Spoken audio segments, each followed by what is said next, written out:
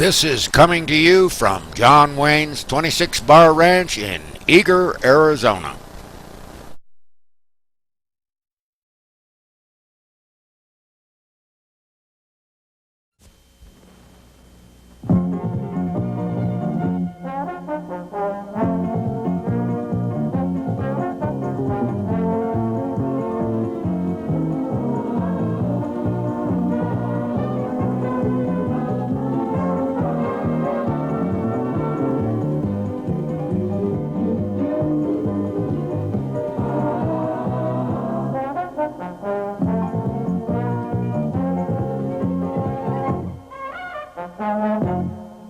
Howdy, partners. Welcome to another edition of Chili Bill's Kitchen.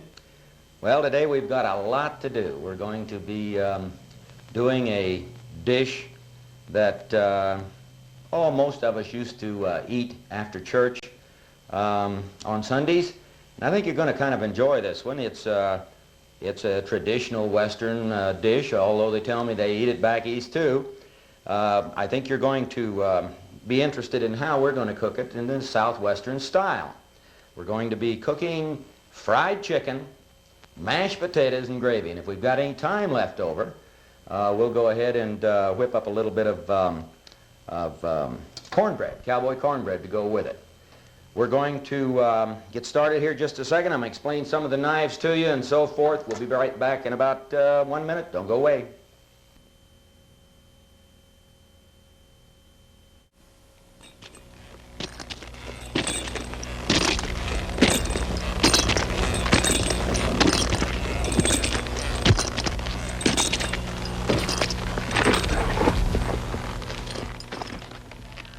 Caramba, somebody stole my caballo.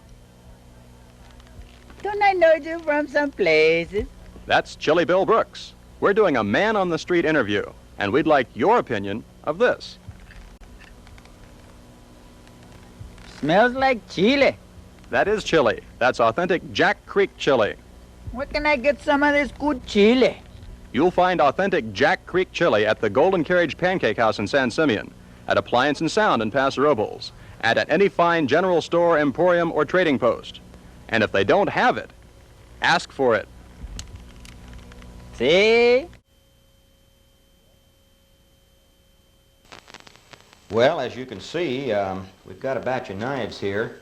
And what I want to do is I just want to give you a little rundown on the knives. We're not going to be doing all of them, but I've had a lot of people call me and want to know a little more about the knives you're supposed to be using when you're doing your cooking. Let's start off real quick with the French knife. This is a type of French knife, and that knife is used in cutting most of your vegetables and so forth. That's a French knife. We have here, this happens to be made in Japan. I use it quite a bit for just a utility knife. They're harder to keep sharp because they're stainless steel, but they're a good knife. You just have to sharpen them a little bit more. Now here's one that I have a fit over at home because I'll catch my daughters or my wife trying to saw through bone or something with it. This is a bread knife. Don't use that for anything except bread, okay? Now what we have is a boning knife. Now a boning knife, it looks like I've sharpened that too many times, doesn't it? Well, actually this is used to cut away the flesh from the bone when you're cutting up your meat. Now this is called a boning knife.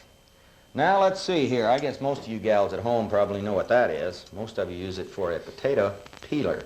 Well, it also works for other things. Of course, it'll work for carrots and many other things. This is a good knife to have around the house. This is a steak knife. This is when you go to cut your steaks, this is the knife you cut it with. Now, I don't mean on your plate. What I mean by steak knife is when you go to cut your steaks off of your, let's say a big sirloin or something, this is called a steak knife. This is another French knife here that I use quite a bit when I'm doing chicken and so forth. We're going to be using this one today to cut up the chicken.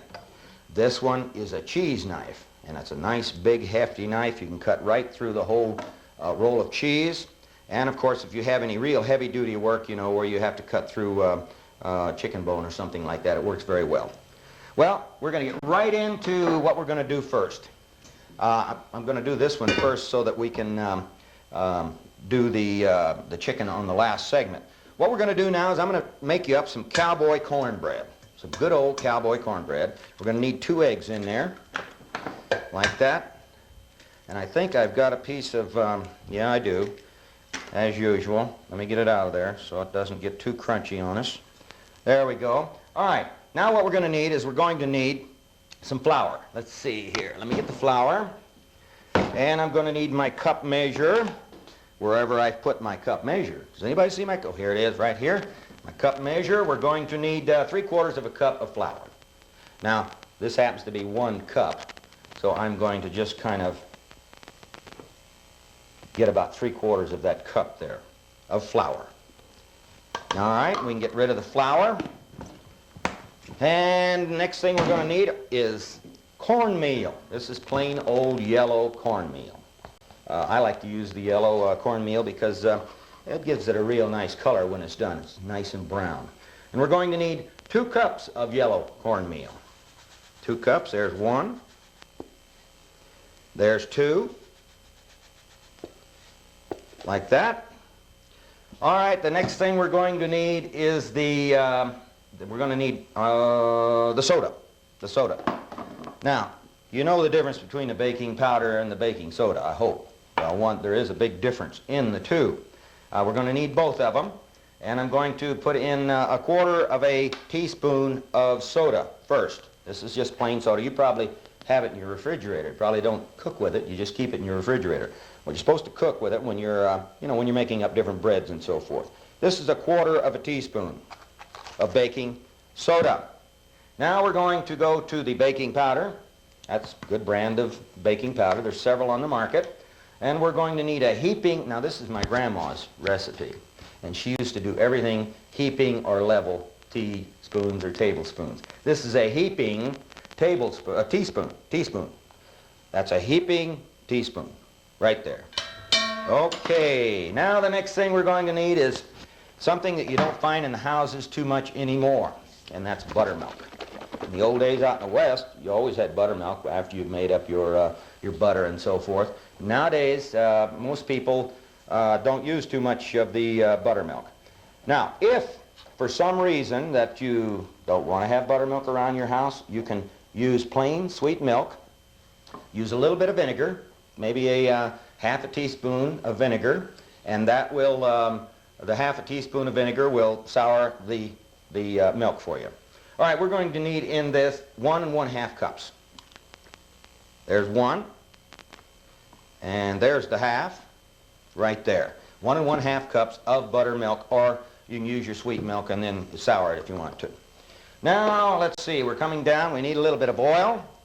I happen to be using just a plain old corn oil. I like to use the corn oil. We're going to need 1 tablespoon. Tablespoon is the bigger spoon. That's your bigger spoon. I'll measure it. I was just going to pour it in, but I'll go ahead and measure it. There we go. There's your tablespoon right there. Now, to that, we're going to need a little bit of salt. A little bit of salt here. And sugar. I'm not sure whether I've got sugar down here or not. Yeah, I've got some sugar. Hold on just a second here. What we're going to do is I'll just cheat and use a little brown sugar here. We're going to use the salt first. And we're going to need 1 teaspoon of salt. That's a little one. 1 teaspoon of salt. There we go. Now we're going to need the sugar. And today I'm just going to use the brown sugar. You can use the white if you prefer. The brown sugar gives it a little darker look. Now what we'll put is we'll put in 1 teaspoon of the brown sugar. 1 nice big teaspoon of brown sugar here. There we go. All right. Now I think we've got everything in it. Yep, we've got everything in it. Now we're going to stir that up. Good. Get it all stirred together. And when you make this, you don't want to beat it. You know, beating means to really whip the devil out of it. You don't want to beat it because it'll turn flat on you. So what you do is you just stir it up real well.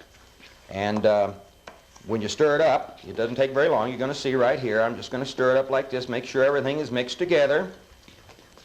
Real quick like that. Now I'm going to need a pan. This happens to be a black iron skillet. This is my grandma's old number 7. She used to use that on the ranch all the time. What I'm going to do is put a little oil in here. We're going to put a little oil in there. Now that oil is to keep this from sticking. Now, when that egg starts cooking in there, it will stick unless you have this oiled. So what you do is you oil it and bring it up on the sides a little bit, because this is it's going to rise up on you. You see, because it's got the baking powder and baking soda in it. So it's going to rise up a little bit, but just make sure it's well greased. There we go. Give this another little spin here, and all we do is we put this right in here like this. Okay. Put her in there. Hey, that's going to be good. That's going to be good. I'll tell you, we're going to eat that along with the chicken. Put that over there. Give this a little shake here, like that. We're going to put this in the oven at 450 degrees for 25 minutes. And it'll turn a nice brown color. Okay, this one will go into the oven. And what we're going to do now is we're going to get started on that chicken. Got to go over here and get my chicken out of the refrigerator. We're going to use a fryer. And I like to use fryers between 2 and 3 pound fryers. They are a little bit better fryer, really. This one happens to be, what do we have here? We have, well, I've got 3.12 on this one. This is a little bit bigger than what I normally use. Now what we're going to do is I'll try to show you how to cut this fryer. And let me get this, you can take the giblets out first. Like that. And we'll use that for our broth. See, we're going to use that for our broth. Now, what I'm going to do is I'll have to get started here, and I cut off the tail first. Now, turn the chicken upside down like this. Take the knife, put it right here on the backbone, and all you do then is cut right straight down like that. There's your 2 halves of your chicken. Now, we'll go ahead and I'll cut off the wing here. You make a score on the wing right here. And move that so you can see what's going on. Off comes the wing. Then what we'll do is I'll take off the leg. And we take the leg off with the thigh. And you cut down into the bone, turn it over here like that with the thigh. There is your whole leg. Now we're going to, I'll show you how to cut the whole thing up in just a minute. Now we end up with the back and the breast. And we're going to have to take a little break now, and we'll come back. I'll finish cutting the chicken, and we'll get started on that fried chicken. Don't go away.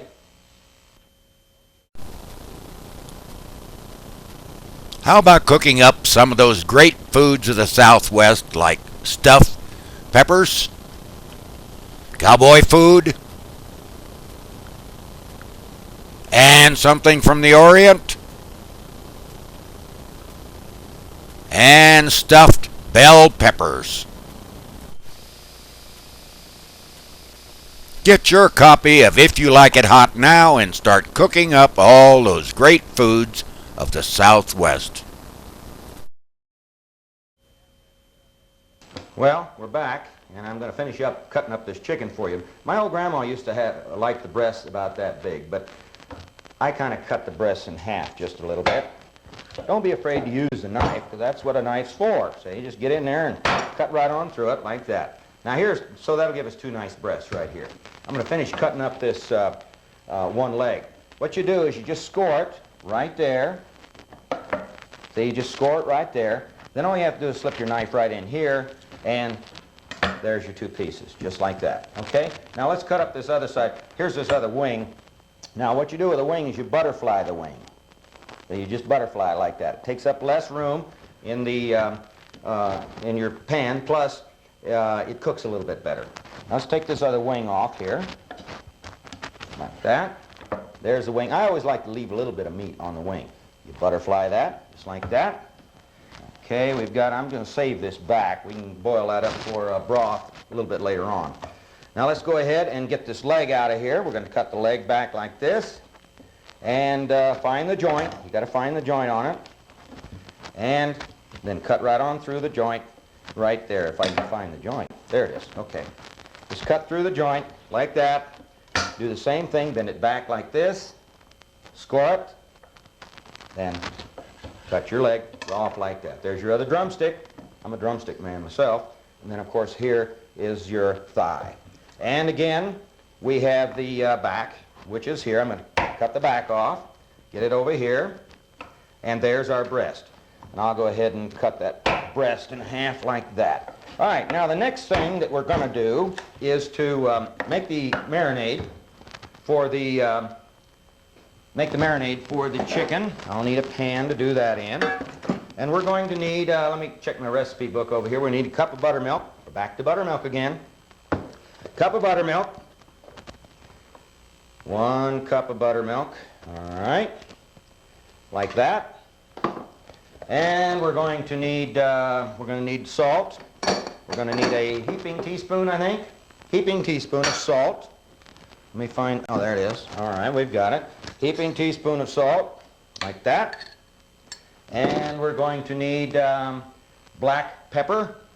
Let's go up here. I think I've got it up here in my, yeah, there it is. And we're going to need 1 heaping teaspoon of black pepper. And I'll take the lid off of it. 1 heaping teaspoon of black pepper, like that. And remember, this is the marinade, so you're not going to be eating all that pepper. Looks like my fire's going a little bit here. Hope I don't burn the place down.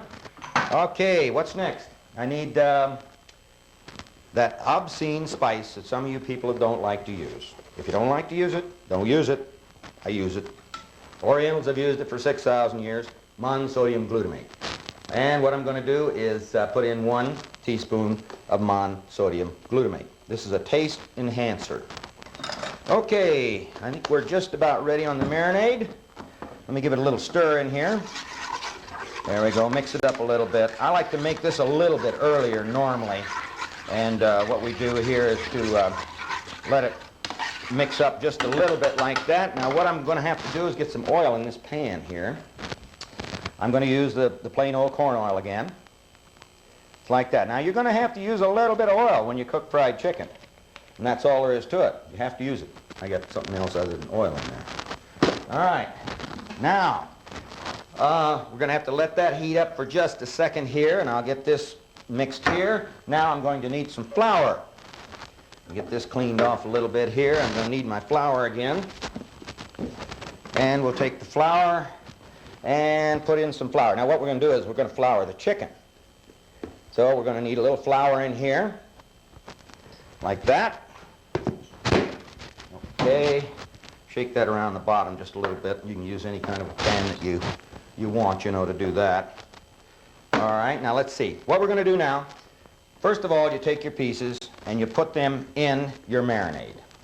Take and put them in your marinade like this. Get them coated real well. Put them into your flour, right here. We'll do a wing. Let's try a wing here. There we go. A wing. Let's have a drumstick for sure. I'm sure somebody out there, one of the guys in the crew, wants a drumstick. Yeah. Must have been the cameraman. Okay, here we go. I'll put in the thigh. We'll do a little bit of white meat and a little bit of the darker meat. I like both myself. Some people don't. My wife, she doesn't like the darker meat. She'll eat all the breasts and so forth we can cook up, but she just doesn't seem to go for the darker meat. Okay, what we do is we just flour those up like that. That one, I'll get another one here for us. Fill up our pan anyhow. That'll give us time for this thing to heat up just a little bit. And into the flour. Here we go. And then if we have time, I'm going to go ahead and make up some gravy for you too. But we're really rushing for time today, so we may have to make that up during the break, which that's okay. We can make it up during the break for you. Now, you know, oops, I guess I better put the flour on it, hadn't I? I forgot. Okay, here we go. Put the flour on it. There we go. Now we've got that. I think we've got just about enough for our first batch here. And you can usually tell your grease is getting a little bit hot. Drop a little bit of flour in it. And if that flour starts cooking, you know that that's hot enough to go. All right, I'm going to go ahead and put these in. There we go. I'll put those in right like that. Now, you're going to be cooking these at about 375 degrees, and you're going to need about 12 minutes on each side. Now, when you're doing them, you're deep frying them. Of course, it doesn't take that much time. When you're deep frying them, of course, probably you'll get by at about 12 minutes. All right, we've got some going in here now. Let me get some of the sticky stuff off of me. right here. All right, now, when you're making I already have, oh, also, I have some potatoes back here that we've already cooked for our mashed potatoes. Now, I leave the skins on. You don't have to leave the skins on if you don't like to eat that way. I leave the skins on. And the reason I leave the skins on is because that's where all the nutrition's at, is in the skin, you know. So what we're going to do now is I'll go ahead and try to get you a little bit of gravy going here, if we've got time to do the gravy. Let's see if I've got everything done. Yep, I've got my broth going over here, cornbread's in the oven, and we've got the mashed potatoes, and the chicken is going. Okay, now here we go. I'll just move this over here out of the way, like this, and I'll find something to cook gravy in. Now, what am I going to find something to cook gravy in? Ha! I know what I'm going to find right here. I'm going to find that, and that's the, you know, the marinade that we had. What I'll do is I'll just clean this pan out here. I'll save that later for some of the gravy, okay? Now what we're going to need here, let me get this cleaned up real quick. I'm going to have to put a little bit of oil in here, you know. We've got to put a little oil in here. Let me get this cleaned up just a hair here. Okay. And I'm going to have to put in a little bit of that oil. I like to use this oil because it's got the little crunchies in it and all that kind of stuff. But if you don't, you know, if you don't want to wait that long, then you can put in fresh oil and use the broth. I have the broth going back here. I've got to go over and get some paper towels. Here we go. This gets kind of messy. As you can see, I've got the apron on today because it does get just a little bit messy.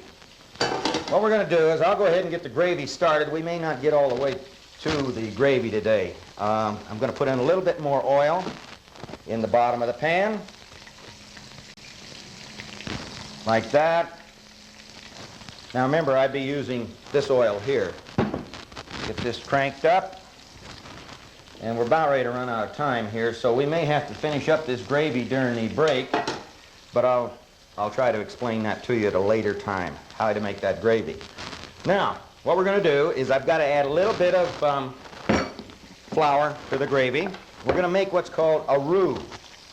I'm going to put in enough so that we have what's called a sand roux. In other words, it's, you know, it's not real runny. We're going to have to take a break, go sell some goods. We'll be back in about a minute or so. Try some of this good chicken.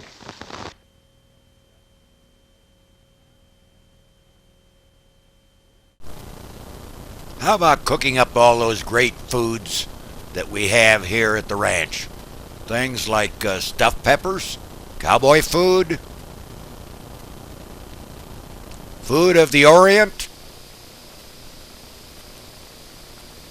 and how about some stuffed bell peppers?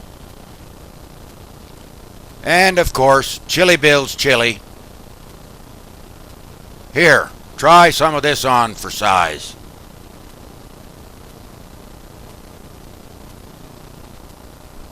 Get your copy of If You Like It Hot now and start cooking up all these great foods. Well, I think we made it. I have a guest with me today. Her name's Ruth, and she's from Chicago, right? Chicago, Illinois. And she's a school teacher back there. She's out here visiting. And so she was in the audience, and she wanted to see what was going on, so we just drug her up here to eat some of this food. Well, we've got everything right here, Ruth. I'm going to let you go ahead and serve yourself here. Now remember, we've got the potatoes here with the skins on, and we've got the good old country gravy here. So you just go ahead and get some of that right there. And then we have of course, we have the cornbread over here that we cooked at the beginning of the program. And I'll cut a little piece of that cornbread while you go ahead and get some of that gravy there and the potatoes. You got it? Oh, yeah. You doing all Chili right? Bill, I'm just not going to take that drumstick because I know you love it. So No, there's two drumsticks there. I wouldn't do that to you. Okay. Well, you know, this is a traditional type of meal that is served in the West, and this was done after church on Sunday normally. And this is what the whole family sat down to and ate. Now, you go ahead and dip in there. Oops, you didn't get any gravy there. I love gravy. All right, well, I'm going to get a little bit of this on my plate here, and we're going to dig into this right now. We've run out of time. We had a good time today. We'll see you next time. Adios.